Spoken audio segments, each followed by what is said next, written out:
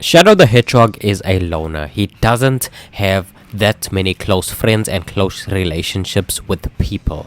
We've covered some of the most important characters when it comes to Shadow, like Black Doom and Maria, that you can check out in the playlist on screen. But today we are going to be covering Team Dark, the people who Shadow hangs around with most nowadays. And with Sonic X Shadow Generations being a new game that is going to dive into the past, present and future of Shadow the Hedgehog, this topic in particular is a very important one. So let's go. Don't test my patience. Subscribe now. Then it's settled. Now you two make up so we can start looking for Eggman together. Oh yeah, baby. This makes us a team. Now, it's worth noting that I'm only going to cover the core 3 members of the team just to keep things as clear as possible. Team Dark is a team consisting of Shadow the Hedgehog, Rouge the Bat, and E123 Omega. The team was first formed in Sonic Heroes when Rouge sneaks into one of Dr. Eggman's bases in search of his secret treasure, and then she shockingly discovers Shadow the Hedgehog in a capsule, seemingly still alive after the events of Sonic Adventure 2, after everyone thought that he perished. Shadow awakens, but now also in the room is now the awakened Omega. Believing that Shadow is an Eggman robot, he starts firing bullets at him. Shadow instinctively gets Rouge out of harm's way and uses his speed to dodge the bullets. As he is about to lunge at Omega to attack though, Rouge gets in between them and calms things down. She de-escalates the situation. She is able to piece together the full story that Omega is mad at Eggman for keeping him locked away and Shadow has amnesia. He doesn't remember anything. Although not stated anywhere to my knowledge, there is a possibility that Omega was placed near Shadow in this room with the purpose of guarding him, but there's not much evidence to suggest that. But anyways, Rouge wants Eggman's secrets, Omega wants revenge, and Shadow wants answers. So they band together and they team up, since Eggman has basically all the answers to what they all want. So through a common enemy, or rather a similar goal, Team Dark is now born. Throughout the adventure, they have some run-ins with the other teams and even a few run-ins with Eggman himself, a couple of which call into question the authenticity of Shadow. In one instance, Shadow asks the doctor about his memory only to get a response that he has no memory. And then later on, after defeating the fake Eggman, they find the remains of a Shadow android, calling again into question if our Shadow is the real Shadow or a robot like this one.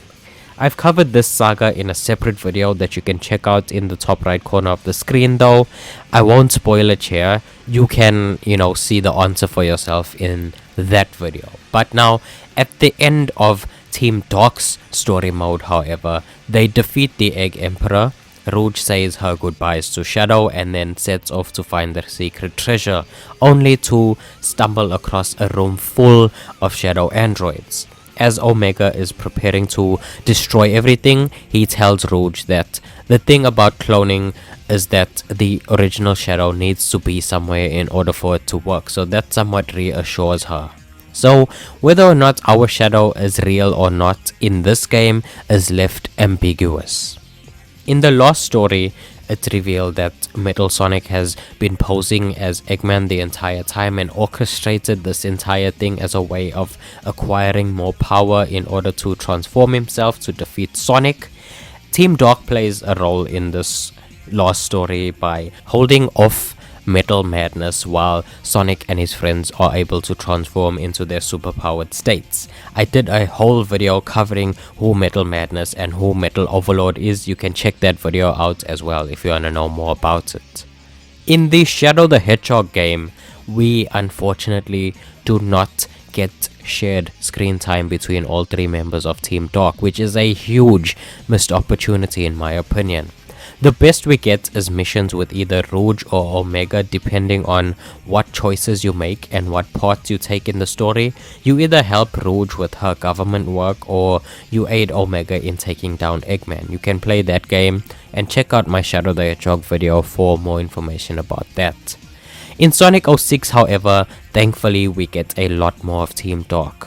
Rouge and Omega play a big role in Shadow's episode. Shadow is now working as a gun agent. He assists Rouge in defeating the egg Cerberus and helps her acquire the Scepter of Darkness. After Mephiles the Dark is set free from the scepter and teleports them to the future, they stumble upon Omega, who is in standby mode and unable to help. When it's time for them to go back to the present, Shadow gets distracted by Mephiles and remains there while Rouge returns to the present and finds Omega in the present and gives him one of the Chaos Emeralds that she found in the future and tells him to give it to Shadow 200 years from now because time travel, I guess.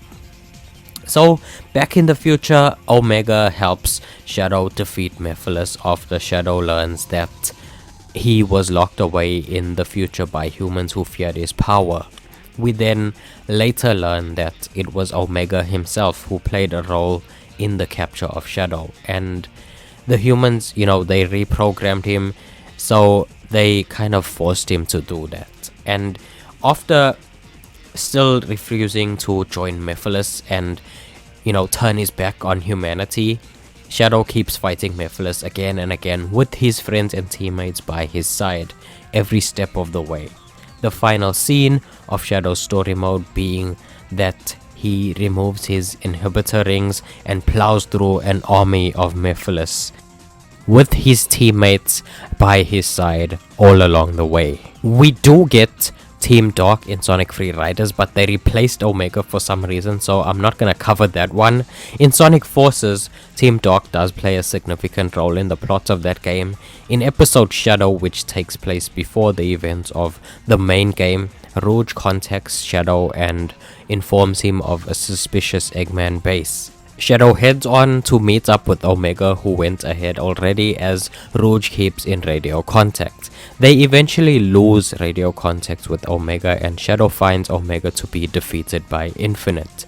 Infinite then traps Shadow in a virtual reality with illusions of Omega and Rouge talking to him and confusing him. He eventually does escape though, and over the next few months they kind of separate and they split up, with Rouge joining the Resistance and Omega being out of commission. Shadow eventually does also join the fight and the Resistance while saving Sonic from a phantom copy of himself, and then Omega is later repaired as well and joins his Team Dark teammates in the final battle. Those were pretty much the main games where we see Team Dark together. They also work together in Team Sonic Racing, which I'll be doing a separate video on down the line, and they also reunite in Sonic X Shadow Generations prequel, The Dark Beginnings animated shorts. But when it comes to Team Dark and Shadow the Hedgehog, they are very important when it comes to who Shadow is now. We know that Shadow is constantly haunted by the ghosts of his past, but Team Dark is his present. He spends most of his time with them out of anyone else, despite being a loner most of the time, and you can tell that they are a perfect fit for each other. I'm interested in seeing what the future holds for this trio, but now when it comes to Shadow the Hedgehog and his past, there are two characters that I'd say have the biggest influence on him, being Black Doom and Maria Robotnik, one of which you can check out a video on either of them on screen right now, and I'll see you guys there. Peace out, thank you for watching, like and subscribe.